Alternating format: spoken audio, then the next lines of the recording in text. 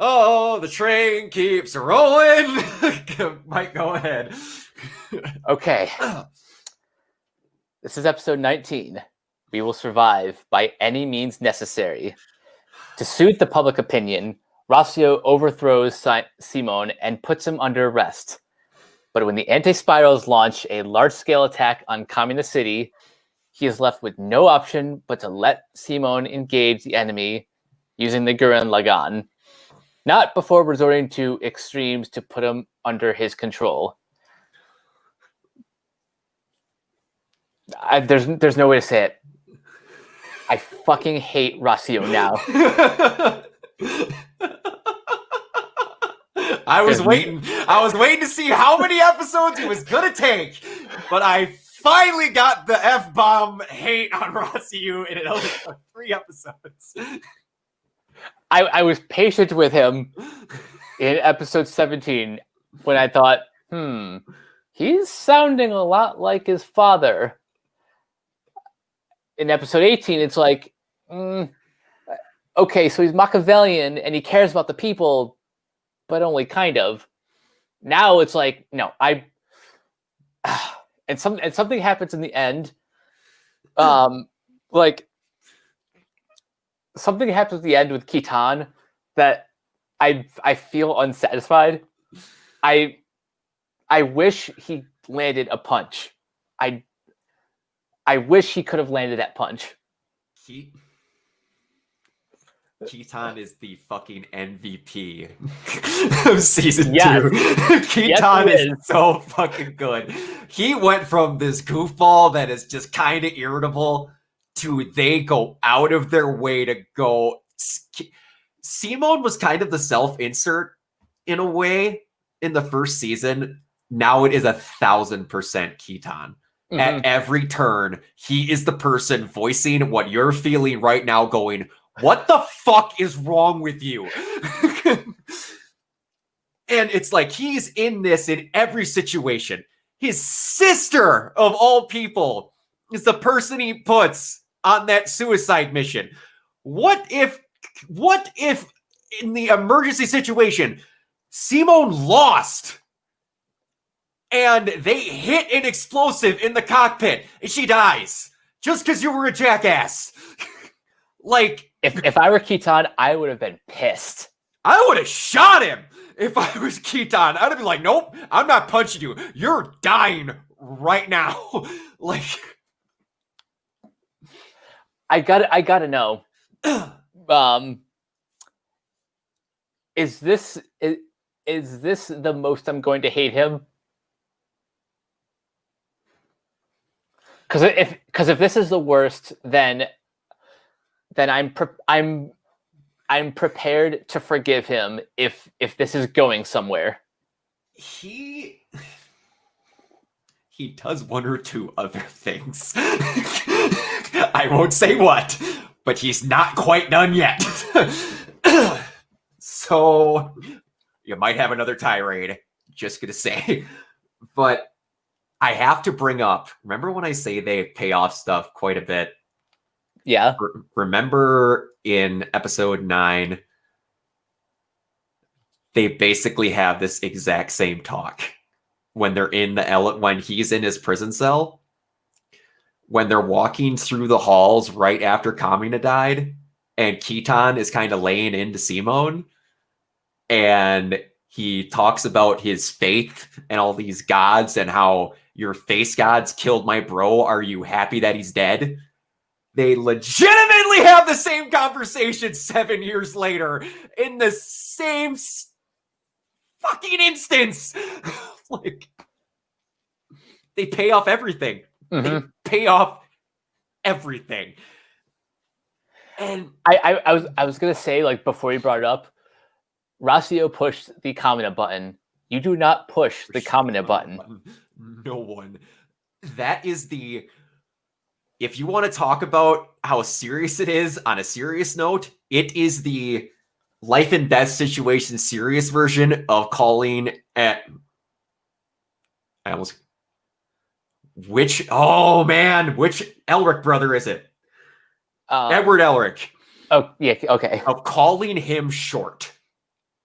It is the serious version of that. You do not do it, that shit will happen.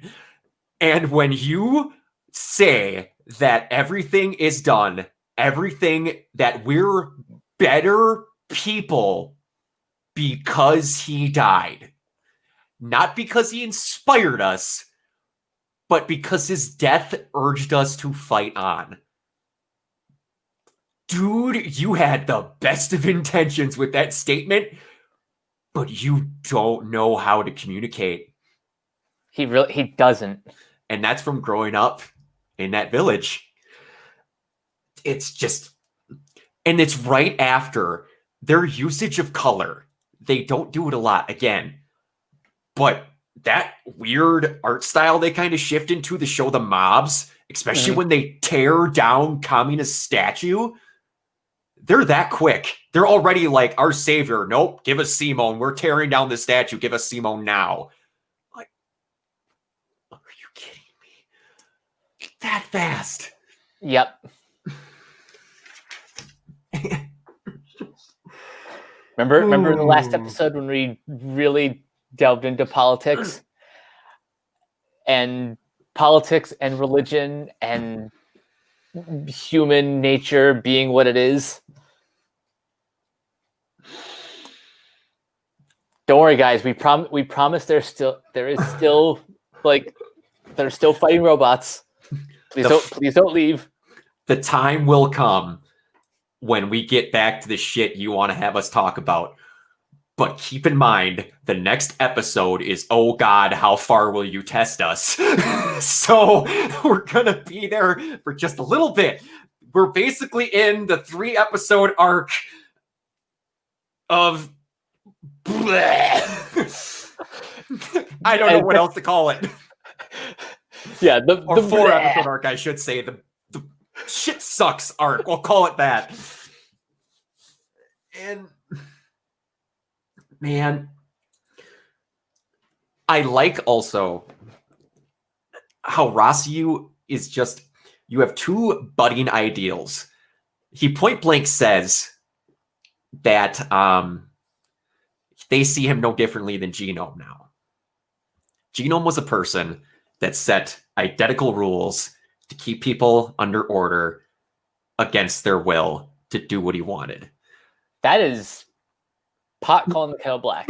Exactly. And then he's like, he cannot, he's obsessed with rules. He can't, Rossiu literally can't function if he doesn't have rules. And that comes really into effect now, and especially moving forward, that's why he can't understand why Team Gurren does stuff the way they do, because they don't have them. None of them do. They operate by keep moving forward. We will fix it. Things will get better. You can't quantify the human spirit with rules. You just can't. And that's something he doesn't get. I hope it's something he does learn. Kind of like how at the end of the Buu saga, when Vegeta basically accepts, okay, Kakarot, you're better than me. I throw in the towel. Yep, it's like this whole quest of just trying to outdo everyone. It's not worth it. And you get to see in this episode, especially, that how do I want to say this? Rossiu wants to be important. He doesn't just want it; he needs it. Like, you talked about the Holocaust. This is, I'm not trying to get into this stuff, people, but Hitler got as far as he did because he's a really good talker. Mm-hmm. That's the basis of it. There was no big fights at first. He just talked to this person there, set up a domino there, got where he wanted. Did you see the look on Rossiu's face when magically everyone's chanting, Rossiu's going to save us all, and da-da-da-da. Mm-hmm. You're so happy. And when I say put the dominoes in place to do this and there, he was the judge. Ballenbo was his fucking defense attorney. Because of course. And Keel was, I can't remember the guy's name, but was like the judicator, pretty much. I'm going to quote Danny Phantom, something I didn't think I was going to do while recording this. I'm the judge, the executioner, the prosecutor, the executioner, the bailiff, and the executioner. You said executioner 3 times. I really like that part.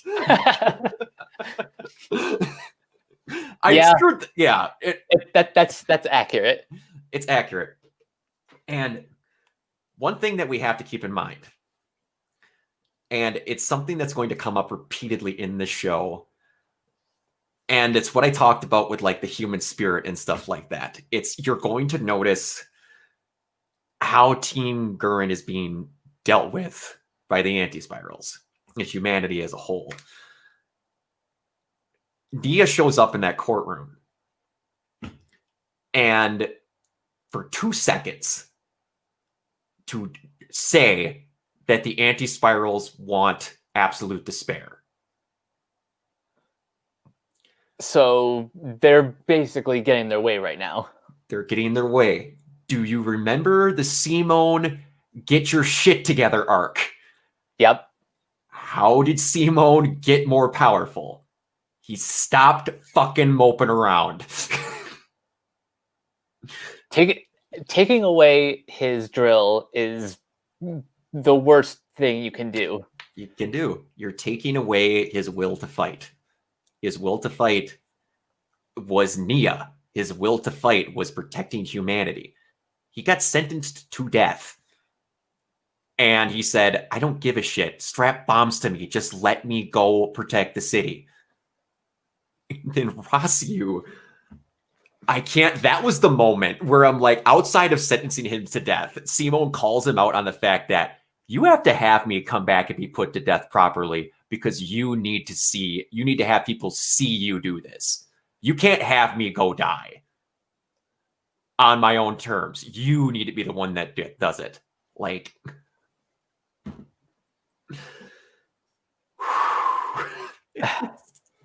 to quote John Hammond, I really hate that man. I really hate that man. Oh. Oh. And also, within 2 seconds, Rossiu is the new Supreme Commander. There's no initiation. There's no nothing. It's just, I became him the second he screwed up. He screwed up once, and your new Supreme Commander.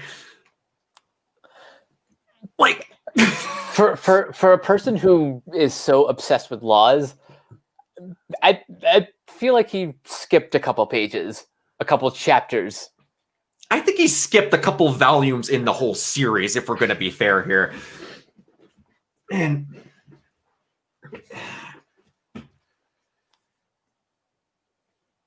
he's got, compared him to Hitler, he has Keenon borderline brainwashed. That's, yeah. There's no other way to describe her pretty much unflinching devotion to him. The text of the show hasn't really made it clear. Are they a thing? I don't think it, like, later episodes make it seem that way. Like, you never have a Yoko Kamina Nia Simone moment with them. It's very abstract. It's very much just you know how Simone does not know how to be romantic? Yeah. Rossiu doesn't have that word in the dictionary. Like, it's not there. Like, that concept never even occurred to him. Okay. Like, and yeah, like the fact that all 3 of those sisters actually got major roles in the show when I was watching in season 1, like that they're that involved, that kind of shocked me, especially Keenon. Like, Keo just has the kid. Keo is basically just there to go, God, Rossiu's a fucking idiot. Like, that's all he's. And my sister's stupid. And they become like 4 of the main characters now, like head showrunners in the first part of the show. Especially Keaton, like all the black siblings get a lot of love, and that's just. And I'm happy for that because they left such a great first impression when we met them back in episode 4. Mm-hmm. Like they were too likable in that first episode to not come back later. And I bet audiences at the time like wanted them to come back. So the writers are thinking, I mean, assuming there was enough time in between, yeah, you know what? Let's bring them back. We're getting a crew together. They're gonna be part of it. and like you get to go through the show and you're like, who are some people that we could, I don't want to say not redeem, but it's like really get the love poured into them that other characters got the spotlight of in the first season. And then now we're going to push them to the forefront that they didn't get it earlier. Like Gimme and Dari are 2 other ones where it's like, they were just kind of there to go, yay, Simone, you do the stuff. And like, they've been in a third of every episode now. Yep. That's nuts. They're kind of the Goten and Trunks of this season. You're not far off. You really, really, really aren't. Now before we get back into the serious stuff, we need some levity, and thankfully Liran is there to provide it. Liran and Artenborough, that fucking scene. First off, Liran, and speaking of Gimme and Dari, when he's just like, I can't remember the exact quote when he says, "What am I going to do to shut that mouth of yours?" Gimmy's just like, "You're the one person I've never learned to deal with. God, just go away." Fucking Attenborough can't. He has the Austin Powers like chair moment with Dr. Evil, but with Liran. And the best part, like he has that, but he also has Liran's just talking, and you just have him like moving his chair. There's no reason. He's just being stupid. It's just like there's no reason this chair needs to do that either. I think the animators just had too much fun with that chair. They do, and it's just like, and you can tell, like I said, there's the rumor that they saved a total of 40% of the show's whole budget for the last 5 episodes. And like, you can tell just by the color quality and stuff, the spike that went into production with doing all of this. It just looks so pretty. Even from the intro, how cool it looks. And the fact that they actually had Shoko, I can't remember exactly what her name is. They had her make a new theme. It's still Sororio Days. It's different lyrics. Yep.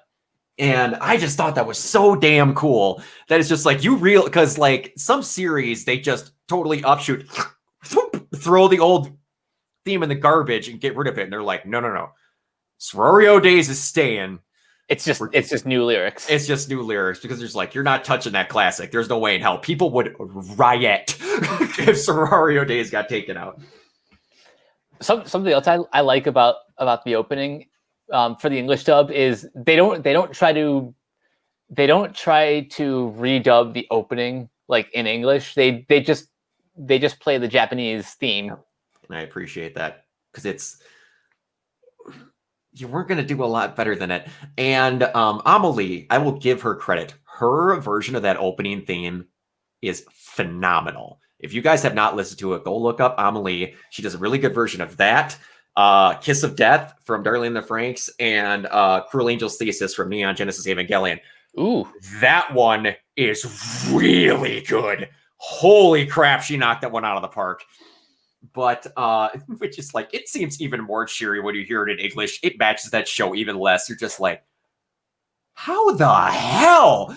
But yeah, like you had some levity in there, and I'm very happy. And they're starting to sprinkle more and more into it. like it was like 98% bad, 92% levity. Now it's starting to creep towards 90%. It's still mostly sad, but yeah, we're getting there. And I'm not going to say that because, I'm just not going to say that. I'm going to be stern and I'm not going to spoil shit. So we're not going to say that. But what we will say is there's a mecha fight. It's a good one. It's a really good one.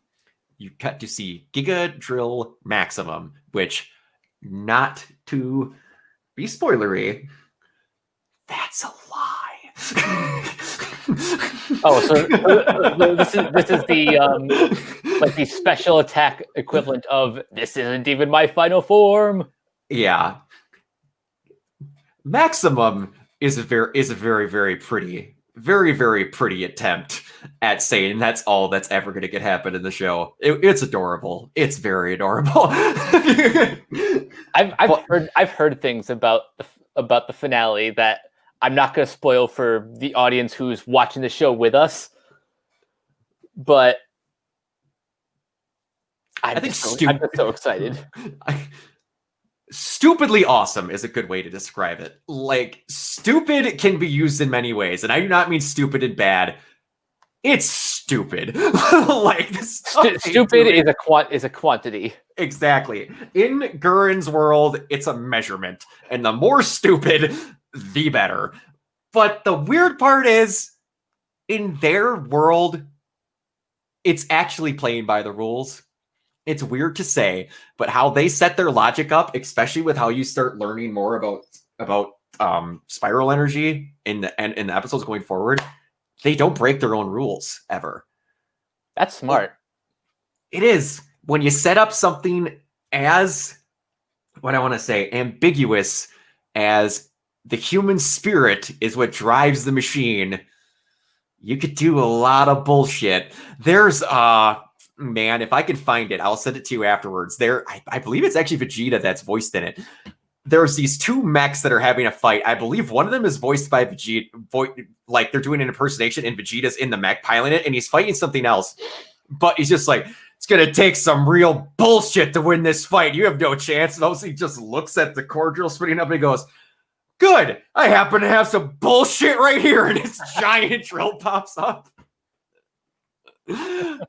If I can find the link, I know who sent me the video, so if I can find it and send it to you, I'll send it to you. But yeah, you got to see a new version of the Mugan, and it's basically a hornet's nest. The designs of these Mugans are fascinating. Yeah. Unlike the gunmen, they're not trying to look like human at all. Like, they don't have faces. They're more inanimate objects. I cannot wait for you to see what an anti-spiral looks like, because you have not seen one. That is just the weapons they use. I cannot wait for you to see what an anti-spiral looks like. I can't wait to see it myself. Because it's genuinely jarring how they draw them. Does it like shift art style? Like, just for them. Like, the rest of the frame looks exactly the same. They are just weird. Okay. And you can tell that they did that to make you feel like, what the hell is that thing? You're going to ask that a lot, actually. The more I'm thinking about the shit you're going to see, everything the anti-spirals have is just weird. But I can't wait for you to actually see an anti-spiral, because I want to say when they were setting up, when they were like, they obviously had the anti-spirals in their head, because they set up so much with the spiral. They knew what they were going for. Gainax was very much aware. It's kind of just like, what is the most in our heads opposite thing we could possibly make? And like you said, these things don't look like gunmen. They look like weird satellites.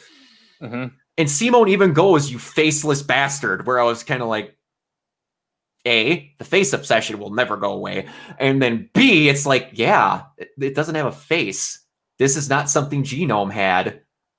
This is something different. And then you're like, They have this weird Arabian synth music that occupies them for whatever reason. If you guys will notice, when I say Arabian synth music, that would kind of remind you of, you have not watched JoJo's Bizarre Adventure, I assume. No, I haven't. The second season has a group of enemies called the Pillarmen, and they are AC/DC, I love that. Wamu, so Wham, and then Cars. Like I said, the guy's obsessed with music. Araki is just a nut. But they all have this weird, like, funky Arabian, like, desert music. That's because the guy that made a lot of the music for Gurren did a lot of the music for JoJo's. So you'll notice a lot of similar stuff, especially Rap is a Man's Soul, which you watched episode 16, the compilation episode.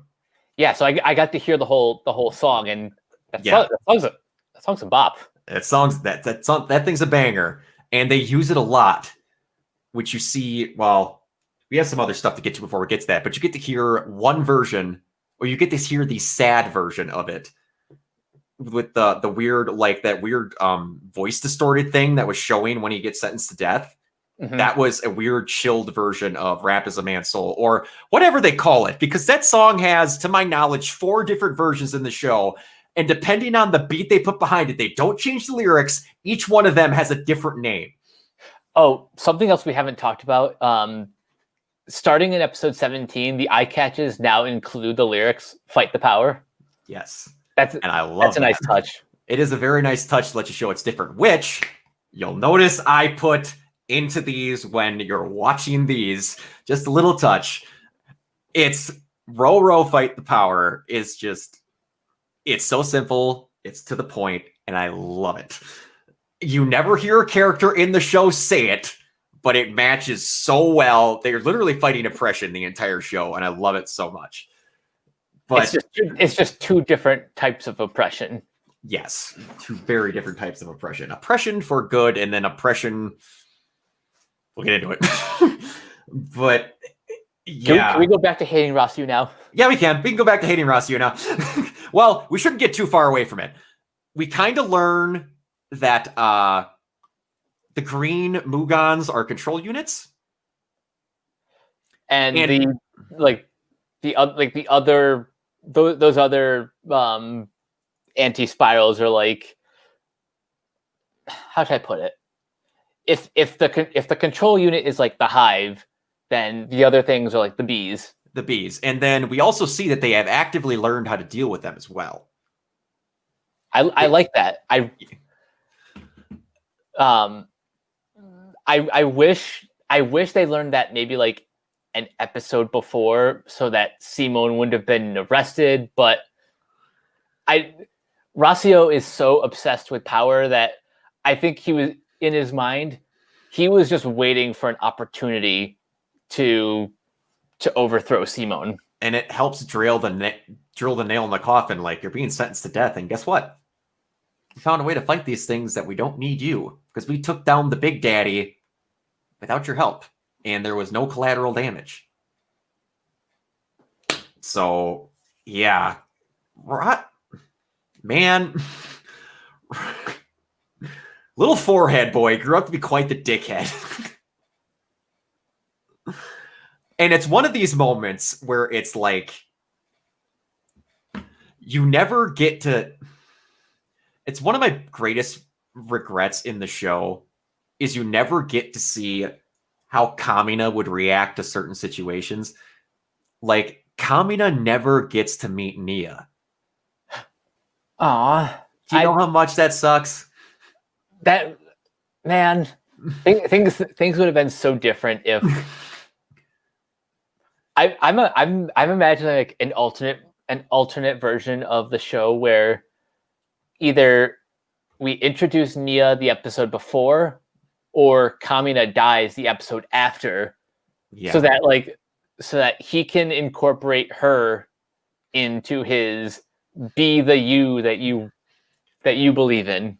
Yeah, and it's like, just thinking of the thoughts of what Kamina would say now that his little bro found somebody.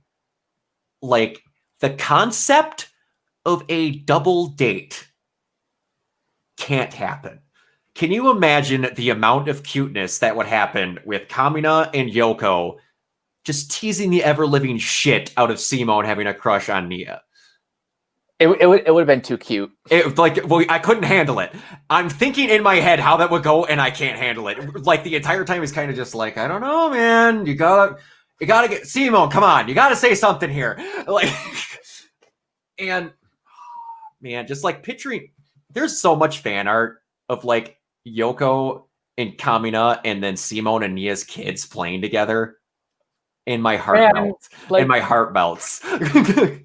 Like, come on, that's torture. It's torture, I know. And it's like, and then the other thing to get away from that, you never get to see Kamina deal with dickhead Rasiu.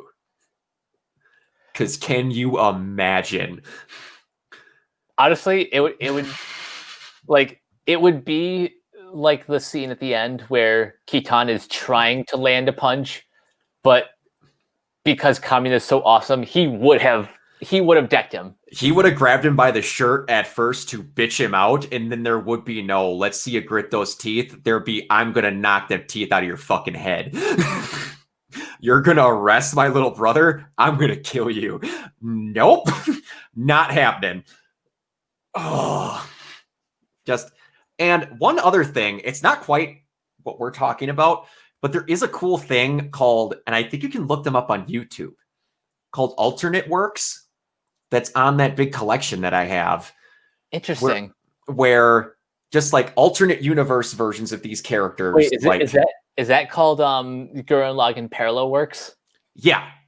Where it's like, what would happen if they were in samurai times? What would happen if this happened? And it's really cool. They're just like little mini things. Oh, you know what? I want to go down that rabbit hole someday. They're really cool. I've not watched all of them, but the few of it that I've seen, because I've not put those DVDs in, I've watched a little bit that's available online. They're awesome. But yeah. Rasiu sucks at this current moment is what we're trying to get at. Yeah. And like he is trying so hard to make himself look like the biggest, baddest man, and they figured out that we can only hold about 64% of the population of the Earth in underground shelters that would survive the lunar impact. Then he, through a stroke of genius, looking through the Lord Genome supercomputer, that was one where I'm like, what? When I first watched it, I was kind of like, wait, hold on, what? Like, I won't get into it. There's reasons they bring Lord Genome back and they pay off, but I was kind of just like, in that current moment, you need to be able to talk to him. If his files are on a computer, you should just be able to. It's purely for visual spectacle. Mm-hmm. But to bring back the religious babada, they literally have Arc Gurren, which is where New Communist City is going to leave the Earth's stratosphere until after the moon hits. Didn't I just compare this arc to Genesis not too long ago? You did, I believe, in the last one. Yep.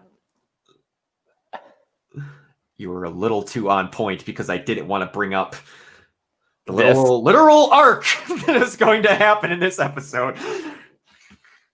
It's just like, hey, remember when we had our base of operations that got more badass as time went on, and then we blew it up? We've got one that's like 15 times bigger now. The show, man. Fucking show. Escalation. Whoop, she just hits a 90 degree after this part of the season. And the name, it's not the name for that, but you get to hear a name for something else that happens that Lord Genome named it. And I think it's one of the coolest things for a ship ever in anime ever. It's so cool.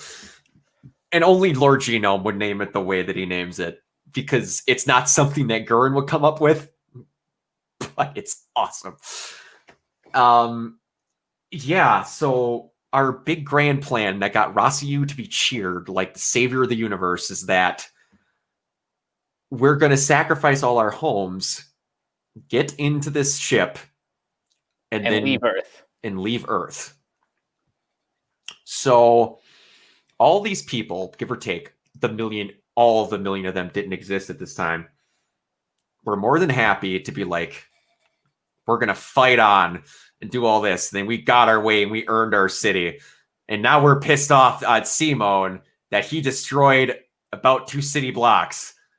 Rasu wants to leave Earth, let the moon detonate, and destroy literally everyone's house? Cheers! Cheers all around! Toast! Like, I take back what I said about Rasu growing a spine. No, he didn't. No. His head just grew bigger, but on the inside. Yeah, he broke his spine from the amount of ego that he's carrying around. Like, they set it up so well in episode 15 when you see the very opposite reactions from everybody, like the look of terror in Rasu's eyes when he hears that proclamation from Genome, and then this all happens.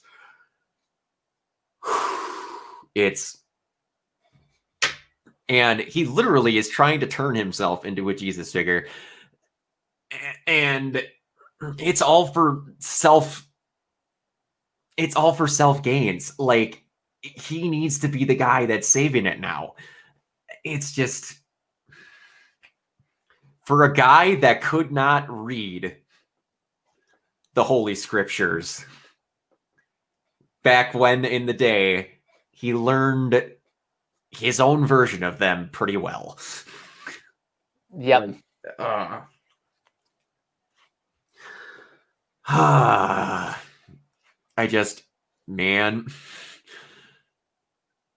I have to go over to make sure I didn't learn anything about just how much of a dick Rasu is. We pretty much went over.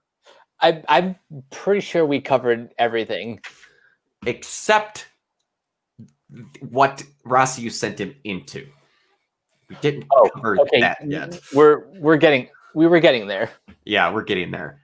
Rasu sentenced him to, I believe it starts with an L. I forget the name of the prison, but to just serve out his sentence until he's put to death. So he's pretty much just going to wait there until kablooey. They're going to sentence him, but it's just like, do you really care? You're going to be more busy with setting everyone off Earth that you're probably not even planning on having a trial at this point. It was just kind of like, yeah, go rot there. And basically, you get to see the Dark Knight, but with freaking Viral. Welcome to prison life, Supreme Commander. And then fades to black. Best cliffhanger ever. Oh, man. Little Viral. Man, that dude, he looks so done with life. Now that he's got his long hair and the raggedy clothes, he's been through the freaking ringer. I love his prison look. His prison look? Yeah, it's all that's missing is like the long beard. Pretty much. Even he's too dignified to have a beard. He's just like going to have the flow, but that's it. I'm going to look dignified, not scraggly. And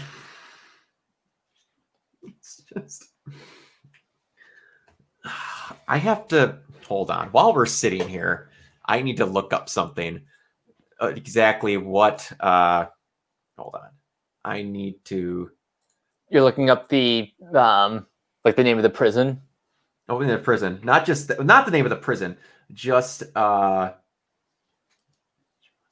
okay. So yeah, luckily a cliffhanger that sets out that starts at the end of the next episode I was looking up where cliffhangers kind of end out because Viral's what they're doing with him kicks off in the next episode. You're going to be very happy. You're going to be very, very happy. I cannot wait. Because we're probably going to do another 3, and you're going to realize where Viral's going. And I repeat, outside of Simone, he has top 4. Now that I'm thinking about it, because I excluded somebody else in my mind. Outside of Simone and Kamina, he has the best. I'm not saying the other one. Okay, so we'll get there. Because it's a massive spoiler. Has the best arc in this entire show. One of my favorite arcs in anime. Just where he ends up from where he starts is ridiculous. And we're going to get there.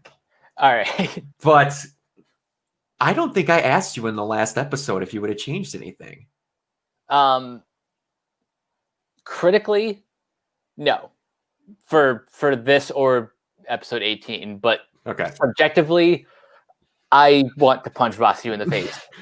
Objectively, you would have had Keaton beat the shit out of him. Oh, absolutely. Yeah, man, the fact that of all things, he doesn't get punched, but Kinon slaps him. I was just like, Keaton is another person who's like Simo, just cannot catch a break. They're trying so hard to always do the right thing and just, like I said, this is the bleh arc. Yep, this is the bleh arc. You know that point when you just get sick and you start throwing up before you really start to feel better? That's what this arc is. Yep. Oh yeah. But I need to look at these episode titles again. So if we do 3 again, we're going to be that one. Holy mother of everything. Yeah, we're going. If we do this 3-3-2. Yeah, there's going to be some very appropriate times for when we stop. And man, I'm almost going to beg you, because at the end of some of the episodes coming up, they kind of get really spoiler heavy on what's going to happen in the next episode. And I'm going to pre-watch the episode before we're going to review it, before we even get in the review thing, just so I can make sure. On my soul, I need to beg you to not get spoiled for episode 26. Okay. It is the second to last episode, and it has one of the coolest things that happens in the entire show. And then it leads into the last battle. So I'm going to pre-watch it to let you know when to stop, because it's one of those very much Dragon Ball Z type of next time on, oh, you whatever. It's very much one of the, they're in the middle of the beam struggle. The cool thing that's going to happen in the next episode is in the credits. And then you get to see how they get there. And I am about to start crying at what happens. I'm crying right now. That I can't think about it anymore. I'm going to physically start bawling if I think anymore about it. It's just so good. All right, Mike, where can they reach you? You guys can find me on Twitter and Instagram at CaptainK42. Oh. Check out my quick thought reviews on letterboxd.com/CoachK42. Find me in all the various Facebook groups, just at my name. Check out Renegade Pop Culture on Facebook and Twitter at Ren Pop Culture. Find all our podcasts on Anchor, Spotify, Apple Podcasts, wherever you listen. And last but not least, don't forget to check out renegadepopculture.com. Need an escape? So do we. Yes, we do. You can find me at Organoid0, mostly on Twitch. By the time this comes out, I will be streaming either Miles Morales, Godfall, or the Devil May Cry Special Edition. So tune in for those. I don't know which one it's going to be, because we're recording a piss load of this ahead of time. To be honest, by the time you're probably seeing this episode, we're going to have the next series that we're doing probably halfway recorded. Probably, yeah. At least. Well, actually, not to be a spoiler, this was my pick for this one. Mike is going to have 2 picks in their movies. We're not going to say what for spoiler reasons. And then we both mutually kind of decided on a series to happen after. So we're going to have basically two big ones and then half of a series in the tank by the time this comes out. Yep. You and me could have a year of content down fast the way we're doing this. If we keep at this pace, then yeah. Yeah, which, you know what? I'm not going to complain. If I have stuff to upload on the channel consistently, you're not going to hear any complaints from me. And if we get so far, you'll get 2 uploads a week. But yeah, thank you, everybody. I say this a lot, but I cannot stress of how much we are starting to get into the shit. The fact that I'm crying just thinking about moments coming up now. I love all of you. Spin on, and I will see you guys in the next review. Peace.